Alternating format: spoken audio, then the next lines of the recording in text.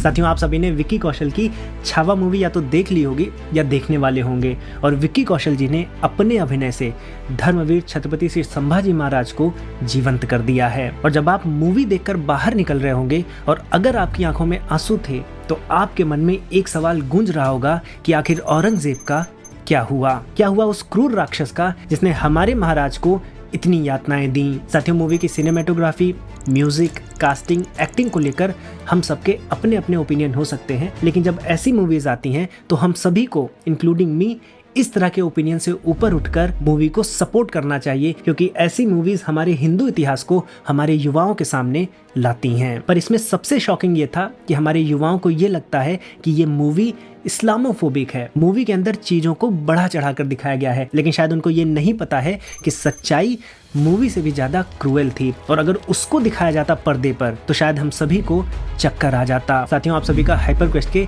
Episode number 139 में स्वागत है। आज के एपिसोड में हम जानेंगे कि छत्रपति श्री संभाजी महाराज के बलिदान के बाद औरंगजेब का क्या हुआ। क्या उसके दारुल इस्लाम का सपना यानी पूरे भारत में इस्लाम को एस्टेब्लिश करने का सपना पूरा हुआ या नहीं हुआ, और ऐसा क्या हुआ कि वो दक्कन को छोड़कर वापस दिल्ली नहीं जा पाया और उसकी कब्र महाराष्ट्र के अंदर ही खुद गई। साथियों, आप सभी हाइपर क्वेस्ट को सब्सक्राइब कर लें।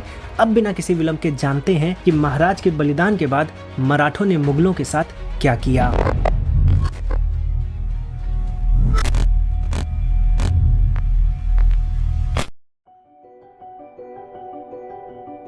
तो साथियों, आप में से जिन्होंने मूवी देखी है उनको पता होगा कि अंत में कैसे छत्रपति श्री संभाजी महाराज को धोखा मिलता है और उनको औरंगजेब कैद कर लेता है। कैद में लगभग 40 दिन तक उनको यातनाएं दी जाती हैं। आपने देखा होगा कि कैसे उनको एक जगह पर बेड़ियों में बांधकर उन पर तरह तरह के अत्याचार किए जाते हैं। मूवी में तो उन्होंने नाखून उखाड़ना और किस प्रकार से गरम गरम सरियों को आंखों में डालना दिखाया है, लेकिन उसके बाद की चीजें मूवी में भी नहीं दिखाई गई हैं और मैं भी आपको उसका विवरण नहीं दे पाऊंगा। लेकिन छत्रपति संभाजी महाराज की मृत्यु के बाद 12 मार्च 1689 को उनके छोटे भाई राजा राम जी को महारानी येसुबाई जी के द्वारा छत्रपति चुना जाता है। आपने मूवी में सोयराबाई जी का कैरेक्टर देखा होगा। वो छत्रपति संभाजी महाराज की सौतेली माता होती हैं, उन्हीं के पुत्र थे राजा राम। और यहाँ पर आप विजन देख सकते हैं छत्रपति संभाजी महाराज का कि वो राजा राम जी को रायगढ़ के किले पर छोड़ के जाते हैं। अब 12 मार्च 1689 को राजा राम जी छत्रपति बनते हैं और उसके मात्र 13 दिन के बाद 25 मार्च 1689 को मुगल सेना रायगढ़ के किले पर हमला कर देती है। तो आप देखिए कि अभी अभी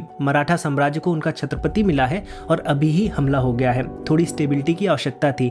यहाँ पर महारानी येसुबाई जो कि छत्रपति संभाजी महाराज जी की पत्नी थी, उन्होंने एक बहुत बड़ा डिसीजन लिया। उन्होंने छत्रपति राजा राम जी को यह आदेश किया कि आप रायगढ़ के किले को छोड़कर पलायन कर जाएं, क्योंकि यदि आप पकड़ लिए गए तो हमारा जो हिंदवी स्वराज का सपना है वो शायद कभी न पूरा हो। और वो पीछे रहकर महारानी येसुबाई रायगढ़ किले की सुरक्षा में लग जाती हैं। महारानी येसुबाई मुगलों से लगभग 8 महीने तक किले को बचा कर रखती हैं, लेकिन सूर्याजी पिसल जो कि फोर्ट की रक्षा कर रहे थे वो जाकर मुगलों से मिल जाते हैं और महारानी येसुबाई को अरेस्ट करवा देते हैं। तो औरंगजेब अब छत्रपति संभाजी महाराज जी की पत्नी महारानी येसुबाई को और उनके पुत्र साहू राजे को अपनी कैद में ले लेता है, लेकिन कैद में वो उन दोनों को जीवित रखता है। अब आप सबके मन में ये प्रश्न आ रहा होगा कि औरंगजेब उन दोनों को जीवित क्यों रखता है, क्या उसका दिल पिघल जाता है? तो साथियों, औरंगजेब जैसा वो व्यक्ति जो अपने पूरे परिवार की कब्र खोदकर सिंहासन पर बैठा था, जिसने अपने पिता को कैद किया, अपने बड़े भाई के गले को कटवा दिया और अपने बड़े बेटे को कैद करके मरवा दिया जिससे कि कोई उसका तख्त न ले पाए, क्या उसका दिल दुश्मन के परिवार को देखकर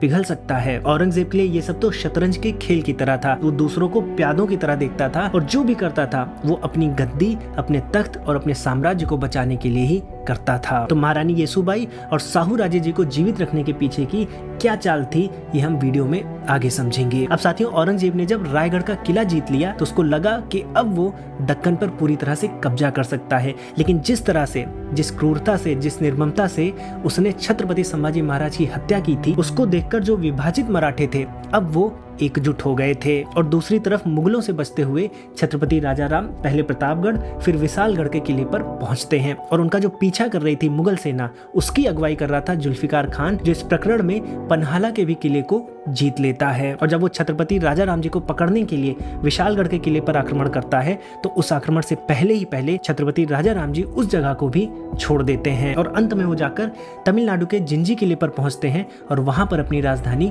बसाते हैं। और इसी किले से ही औरंगजेब के खिलाफ अपने अभियान को जारी रखते हैं। साथियों, यहाँ तक तो थी मराठाओं के सेटबैक की कहानी। मुगलों को लगने भी लगा था कि अब मराठा इतने कमजोर हो जाएंगे कि पूरे मराठा साम्राज्य का अंत हो जाएगा। लेकिन अब होगा मराठाओं का कमबैक, और इस स्थिति से वो कैसे फाइट बैक करते हैं, आइए जानते हैं।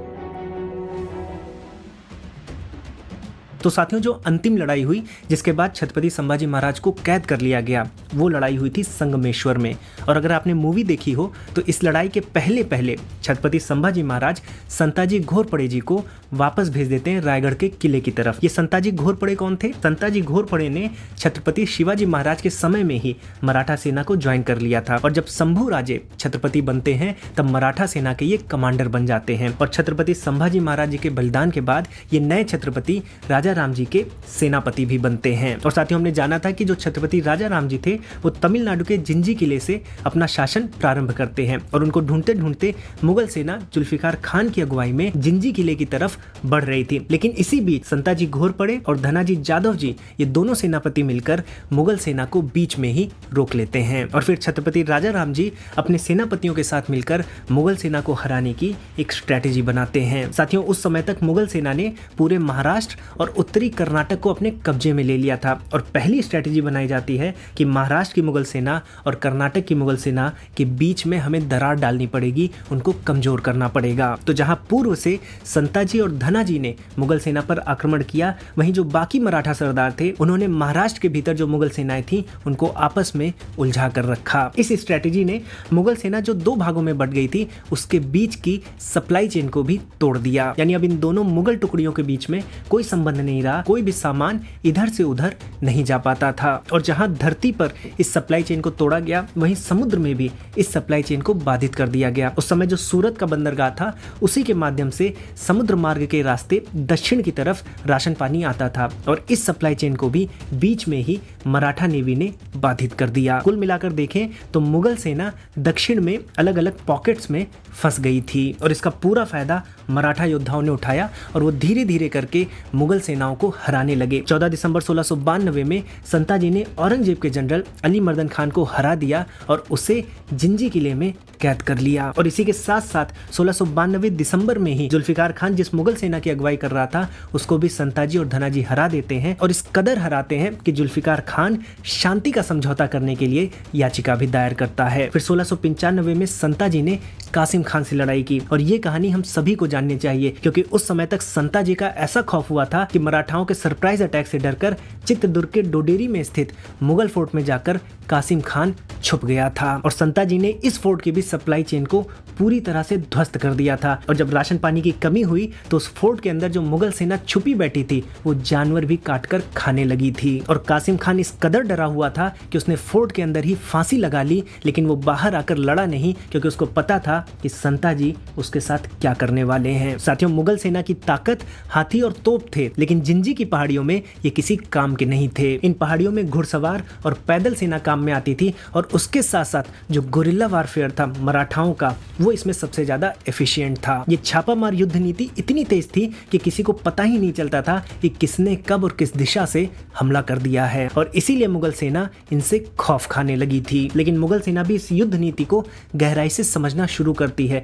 3 बार वो असफल होते हैं, लेकिन 8 जनवरी 1698 में वो जिंजी के किले पर चढ़ाई कर देते हैं, लेकिन छत्रपति राजा राम जी वहां से सफलतापूर्वक बच निकलते हैं। और यहाँ पर वही शिर्के परिवार मदद करता है जो शिर्के परिवार पहले छत्रपति संभाजी महाराज के समय में गद्दारी कर दिया था। वे छत्रपति राजा राम जी को मुगल शिविर में छिपाकर पहले वेल्लोर और फिर विशालगढ़ जाने के लिए घोड़े प्रदान करते हैं। साथियों, अभी तक मराठों से लड़ते लड़ते मुगलों को 20 साल हो जाते हैं, और उनकी जो संपत्ति रहती है वो लगभग आधी हो जाती है। और संपत्ति के आधी होने पर जो औरंगजेब के जनरल्स थे वो औरंगजेब को यही सलाह देने लगते हैं कि अब हमें लौट जाना चाहिए। लेकिन यहाँ पर संताजी की दुखद मृत्यु हो जाती है। औरंगजेब को लगता है कि एक लास्ट अवसर है मेरे पास, मैं दक्खन पर एक बार फिर से हमला करता हूँ। संताजी के जाने के बाद छत्रपति राजा राम जी ने धनाजी को अपना सेनापति नियुक्त किया और अपनी सेना को 3 हिस्सों में बांटकर मुगलों पर हमला किया। धनाजी जादव जी के नेतृत्व में मराठा सेना पुणे और नासिक को दोबारा जीत लेती है, लेकिन अप्रैल 1700 में सतारा को हार जाती है। और 1700 ईस्वी में ही छत्रपति राजा राम जी की एक बीमारी के चलते सिंगड़ फोर्ट के अंदर मृत्यु हो जाती है। और इस समय इनके पुत्र शिवाजी द्वितीय मात्र 4 वर्ष के थे। और ऐसे में महारानी ताराबाई, जो कि छत्रपति राजाराम जी की पत्नी थी, वो पुत्र को छत्रपति घोषित करती हैं और खुद राजमाता का कार्यभार संभालकर राज्य के शासन को आगे बढ़ाती हैं। और जब औरंगजेब देखता है कि अब मराठा साम्राज्य की बागडोर एक महिला के हाथ में है, तो वो और उत्साहित हो जाता है। और जनरल्स के बार बार कहने पर भी कि अब हमें लौट जाना चाहिए, वो नहीं लौटता है और दक्कन पर हमला करने का पूरा मन बना लेता है। लेकिन इसके लिए मुगल सैनिक और जनरल्स पूरी तरह से नहीं तैयार थे, वो हतोत्साहित हो चुके थे। और इसका फायदा राजमाता ताराबाई पूरा उठाती हैं, क्योंकि मुगल हर युद्ध लड़ाई से नहीं जीतते थे। वो कोशिश करते थे कि अगर घूस देकर कुछ मराठा सरदार अपनी तरफ आ जाएं, तो इस प्रकार से स्ट्रेटेजी बनाकर वो जीतते थे। और इस बार ये स्ट्रेटेजी राजमाता ताराबाई ने लगाई। उन्होंने मुगल सरदारों को खाना और घूस देकर अपनी तरफ मिलाना शुरू किया। 1705 में उत्तर में भोपाल और भरूच के इलाके में मराठा साम्राज्य ने अपना कब्जा जमा लिया, क्योंकि इन रियासतों की भी संपत्ति लगभग खत्म हो चुकी थी। और 1706 तक मराठा सेना ने ऐसे बहुत ढेर सारे क्षेत्रों को अपने में मिलाना शुरू किया, जिससे औरंगजेब के हौसले टूट गए। और उसी साल मुगल सेना ने डिसाइड किया कि हमें दक्कन से वापस लौटना है। लेकिन औरंगजेब कभी भी महाराष्ट्र को छोड़कर वापस नहीं लौट पाया। वो कभी दिल्ली नहीं पहुंचा और उसके दिल्ली पहुंचने से पहले वो 21 फरवरी 1707 को ही महाराष्ट्र की भूमि में दफन हो गया। और जैसा कि मैंने बताया था कि औरंगजेब हर किसी को प्यादे की तरह दिखता था, तो अब हमें उसका उत्तर मिलेगा कि क्यों वो महारानी येसुबाई और साहू राजे को जीवित बंदी बनाकर रखता है। क्योंकि उसे पता था कि जिस दिन मैं मरूंगा मुगल साम्राज्य कमजोर हो जाएगा। तो नए मुगल बादशाह बहादुर शाह प्रथम ने 1707 में साहू राजे को जीवित छोड़ दिया, लेकिन महारानी येसुबाई को कैद में ही रखा, जिससे साहू राजे जी पर लेवरेज लिया जा सके। जो भी आदेश दिया जाए वो साहू राजे को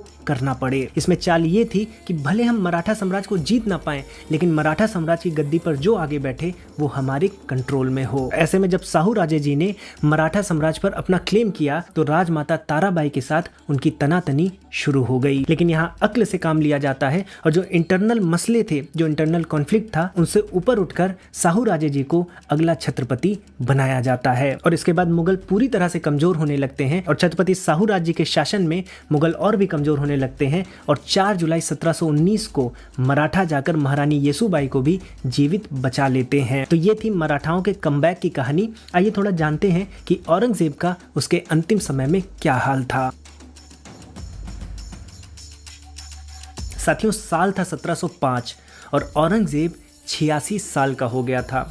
मुगल साम्राज्य का बादशाह अपनी राजधानी को छोड़कर दक्कन जीतने आया था और जिस पीक पर था औरंगजेब, उसको लगा था कि वो दक्कन 1 साल के अंदर अंदर जीत लेगा। जीवन के अंतिम 24 साल उसने वहां पर लगाए, लेकिन उसके हाथ कुछ भी नहीं आया। और जब उसको लगा कि अब अपनी राजधानी, अपने घर दिल्ली लौट जाना चाहिए, वो दिल्ली भी नहीं जा पाया। दिल्ली लौटते समय कृष्णा नदी के किनारे देवापुर में उसकी अचानक से तबीयत बिगड़ती है और उसके काफिले को वहीं रुकना पड़ता है। औरंगजेब यहाँ पर 6 महीने अपनी तबीयत से लड़ता रहता है और जब उसकी तबीयत थोड़ी सही होती है तो वो दोबारा सफर शुरू करता है। लेकिन इस बार उसके पास इतनी भी ताकत नहीं होती कि वो घोड़े पर आगे बढ़ पाए, इसलिए वो पालकी में अपने आगे के सफर को तय करता है। पालकी में भी वो बीमार ही पड़ा रहता है, लेकिन अपने अंतिम समय में भी वो यही सोचता रहता है कि अगर किसी को पता चल गया कि मैं मरने वाला हूँ तो हो सकता है कि साम्राज्य के लिए मेरे बेटे ही आपस में लड़ जाएं। इसलिए वो सुनिश्चित करता है कि लोगों को यही पता रहे कि मैं स्वस्थ हूँ और जीवित हूँ। और इन्हीं आखिरी दिनों में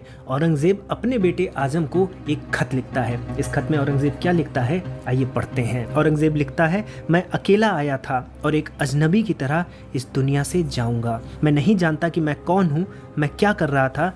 राज करने के दौरान मैंने जो कुछ भी किया उसने बस दुख और निराशा छोड़ी है। मैंने जो भी किया है, अल्लाह मुझ पर रहम करे। मैं एक बादशाह के तौर पर नाकाम हो गया। मेरा इतना कीमती जीवन किसी काम नहीं आया। अल्लाह चारों ओर मौजूद है, लेकिन मैं इतना बदनसीब हूँ कि जब उनसे मिलने की घड़ी आ पहुंची है तब भी उनकी मौजूदगी महसूस नहीं कर पा रहा। शायद मेरे गुनाह ऐसे नहीं हैं जिन्हें माफ किया जा सके। औरंगजेब का चेहरा सफेद पड़ चुका था, वो अपने आप में ही कुछ न कुछ बड़बड़ाते रहता था। 3 मार्च 1707 को मर गया और उसके शरीर को दिल्ली भी नहीं ले जाया जा सका। उसके मृत शरीर को उसके बेटे आजम और बेटी जीनत उन्नीसा महाराष्ट्र में औरंगाबाद में स्थित खुलदाबाद ले गए। आज औरंगाबाद को संभाजी नगर कहा जाता है। और औरंगजेब ने मरने से पहले ये घोषणा कर दी थी कि मेरी मौत के बाद मेरी मौत का दिखावा नहीं होना चाहिए, ना ही कोई समारोह होना चाहिए, ना ही संगीत बजना चाहिए और ना ही मेरे नाम पर कोई पक्की इमारत खड़ी की जानी चाहिए। हाँ, एक छोटा सा चबूतरा बनाया जा सकता है। औरंगजेब बोलता है कि मैं इस काबिल नहीं हूँ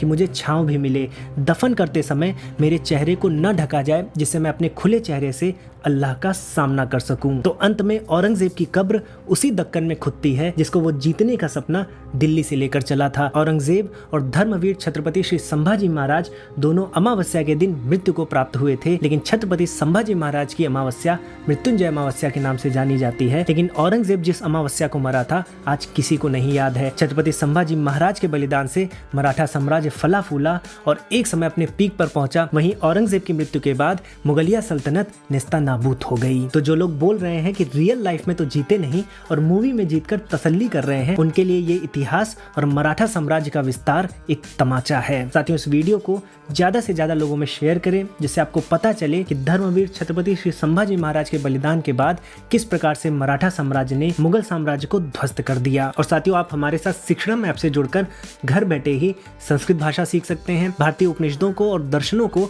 सरल भाषा में समझकर एंग्जाइटी, डिप्रेशन और किसी भी तरह के फियर से ऊपर उठ सकते हैं। 80,000 से ज्यादा विद्यार्थी हमारे साथ शिक्षणम पर दैनिक रूप से भारतीय प्राचीन ज्ञान से अपने जीवन को बेहतर बना रहे हैं। और आप सभी हाइपरक्वेस्ट के व्यूवर्स के लिए हम कुछ डिस्काउंट की भी व्यवस्था किए हैं। आपको डिटेल्स और लिंक नीचे डिस्क्रिप्शन बॉक्स और कमेंट सेक्शन में मिल जाएगी। साथियों, आप जिस प्रकार से हाइपरक्वेस्ट चैनल को सपोर्ट कर रहे हैं, मैं उसके लिए आभारी हूं। और अगर आपने चैनल को सब्सक्राइब नहीं किया है तो चैनल को भी सब्सक्राइब कर लें। अब साथियों, मैं इस वीडियो को यहीं पर दूंगा विराम। अब मैं मिलूंगा एक नई वीडियो में नए टॉपिक के साथ।